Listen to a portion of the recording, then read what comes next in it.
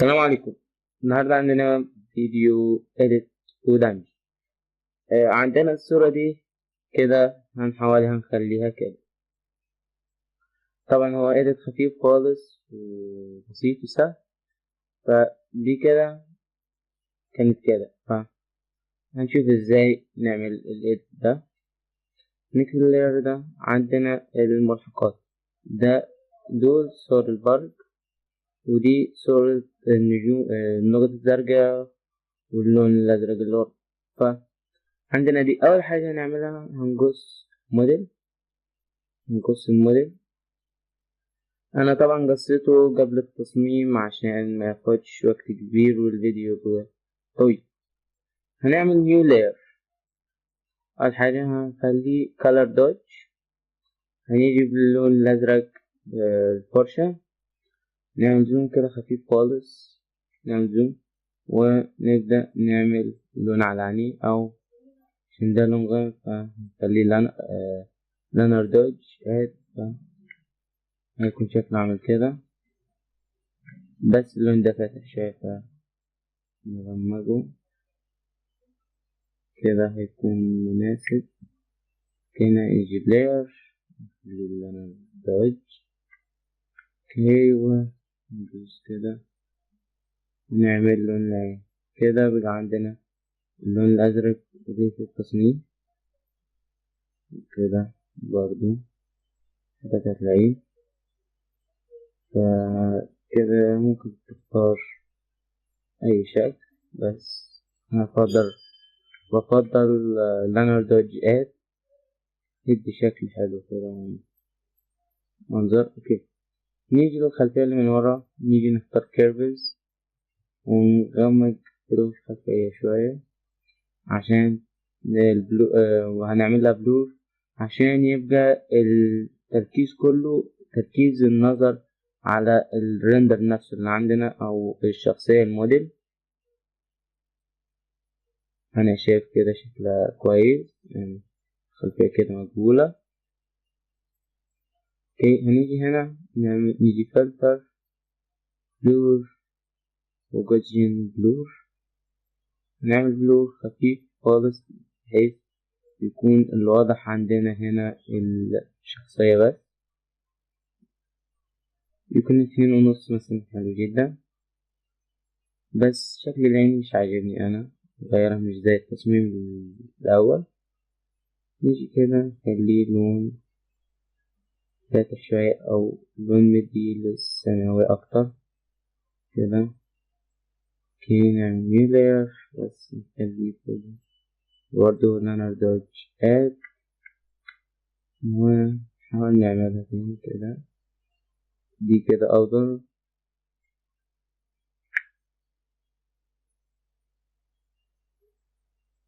كده كويس، كده كويس كده. نيجي برضو بنفس نيجي للأوباسيتي بتاعت الفرشة، خليها 50 مثلا أو 40، لأن عينه هتنور فأكيد هجيب ضوء هنا، فكده شكلها هيكون وحش. فبدل ما نعملها بالطريقة دي لاير جديد، الأوباسيتي بتاعتها نخليها 100، نخلي الأوباسيتي بتاعتها 100. نيجي نخليها لانر دوج اد بنفس اللون ده، يكون أخف شوية أو لون فاتح حسب اللون اللي انت بتستخدمه طبعا. ونخلي الأوباسيتي بتاعتها 90 أو 80، يعني هي 80 كويس جدا أو 90 عشان هنعمل لها بلور، فالأوباسيتي هتظبط شوية معانا كده، أو تكبر كده وتشد خط واحد وكده.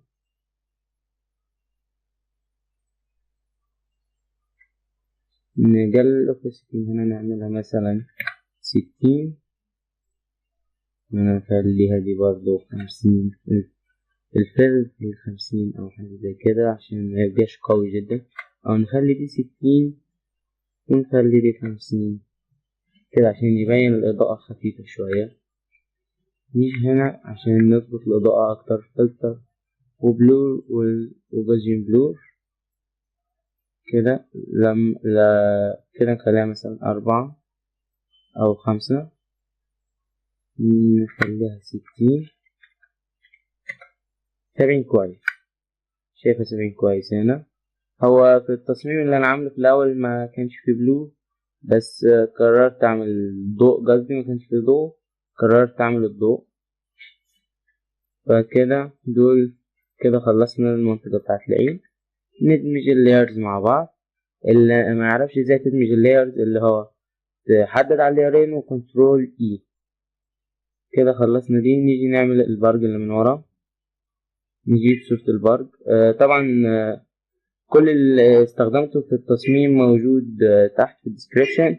حابب يحمله ويعمل التصميم، اللي حابب يحمله ويعمل التصميم. حاول تظبطها بحيث يجي البرج كله ورا الشخصية، مش كله يعني، عشان يدي شكل حلو للتصميم. تيجي هنا ممكن تعمل كده شوية عشان يدي إيحاء بالسرعة. اوكي. وبلو وفلتر نعمله بلو برضه، بس البلو هنا مش هيكون كبير لأن دي الفوكس مع الشخصية. فيعني 5/10 حلو، أو 6/10 عشان يبان كأنه شكله منور شوية. هتدوس من هنا كنترول يو وانت واقف على اللاير بتاع البر كده.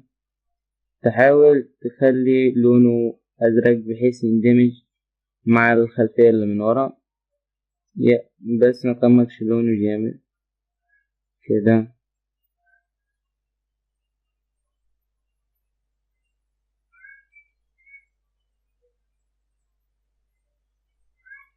كده أنا شايف شكله بدأ يظبط شوية، بس عايز يبقى فاتح أكتر كده مثلا.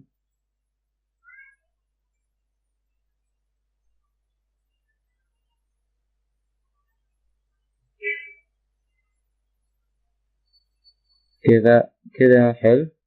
يعني الصيغة عندنا 12 13 4. وندوس اوكي. نيجي هنا ده كده خلاص، اللاير ده مش عايزينه، قصدي التاب ده اللي فوق. ناخد ده كده ونحطه هنا. كنترول تي عشان تقدر تتحكم فيه براحتك كده. كده برضه ندوس كنترول يو. كانت هنا بلس 12، هنا بلس 13، هنا بلس 4 بلس 4. هتلاقيها تيجي بنفس الدرجة، أو لو ما جاتش معاك كويس، لأنها بتختلف على حسب درجة الحاجة اللي انت تستخدمها، فهتضطر هنا تظبطها يدوي شوية زي ما حصل معايا هنا دلوقتي في التصميم ده. كده أنا شايف الدرجة دي كده مناسبة جدا، مقربين وشبه بعض يعني. كده ندوس اوكي. نيجي برضو نجيب نفس شكل البرج ده ونحطه هنا، بس نخليه قدام الشخصية أو قدام الرندر اللي عندنا. نيجي كده على أساس يدي شكل البر كده. اوكي. وفلتر بلور جوزجين بلور كان كده عشان يبقى اوت اوف فوكس كده. تمام. نسينا هنا نعمل بلور لللاير ده، برضو يكون بلور خفيف خالص بحيث يبان اللي هي تبان دي الأجزاء دي كده. اوكي. تمام كده حلو، كده حلو تمام. فدي هنا كده نيجي برضو نحاول نخليها تاخد نفس اللون أو الدرجة بتاعتهم عشان ميبقاش فيه اختلاف جامد في الصورة. فكده اوكي، كده أفضل شوية. تعديل الأشكال لو حشنا الرندر، ودي بعد ما نحط لها رندر. في حاجة هنا هضيفها زيادة، هي مش موجودة في التصميم اللي أنا عملته الأول، بس حبيت أضيفها في التصميم ده، افتكرت إن هي هتعمل منظر حلو. فنيجي الحتة بتاعت الفلاش دي وتمشي.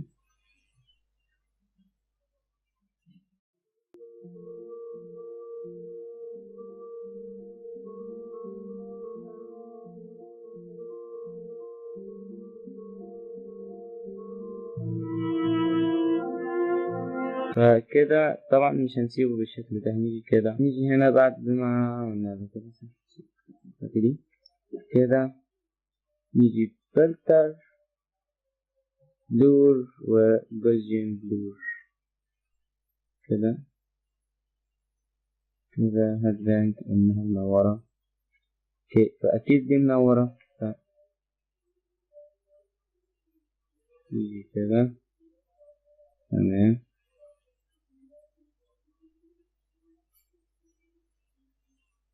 كده، شكله حلو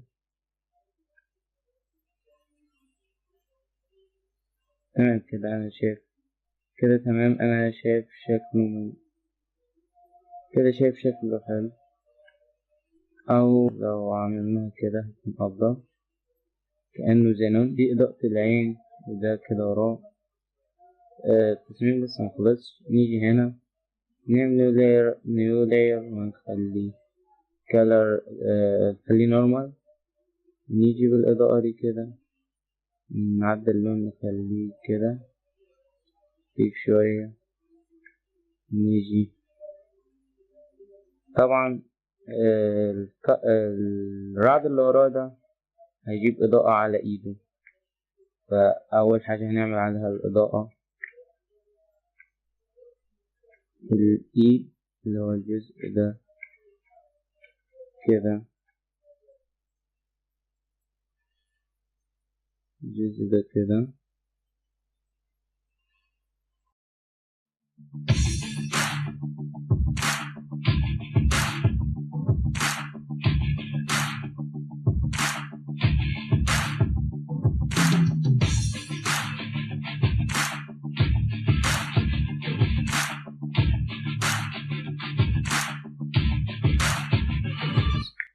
نيجي نخليها color، أقصد لونر دوج اد، تلاقي لونها يقلب أبيض أو شكل لونها اختلف شوية.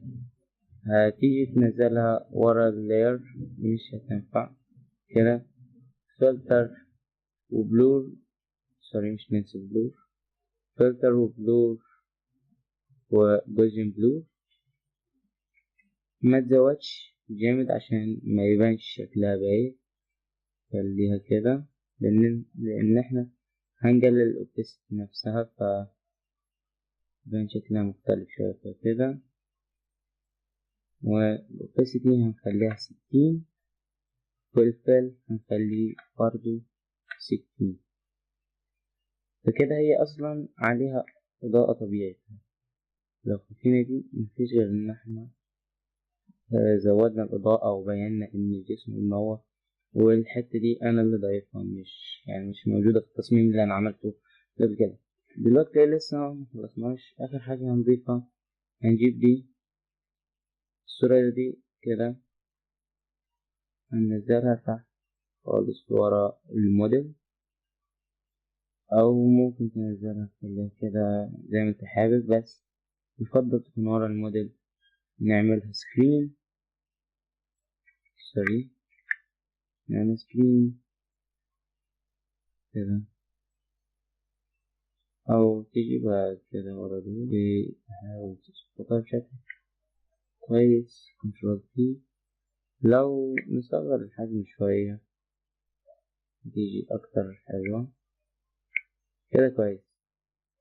مش جاية مظبوطة كويس معاك أو مش جاية كده، يعني ممكن تعمل لاير معاها هي برضو لأنها بتدي منظر حلو. تعمل لاير بالإضاءة دي، ممكن تغمقها سنة أو تفتحها، بس كده يفضل. وتخليها كلر دوج. تيجي هنا بالفرشة برش وتعمل نجوم، أو لينر كده تعمل نجوم وتسيب خفيف شوية، يعني مثلا تخليها 80 و90 كده وتعمل نجوم، طبعا بشكل مش مرتب خالص، كده كده كده خلي مكانها يختلف لأن هي فيها نجوم أصلا. لو تيجي هنا وتدوس شايفين فيها شكل نجوم، يبان كأنه بيرفع الغبار اللي حواليه والكلام ده كله. تمام. السلام عليكم ورحمة الله وبركاته.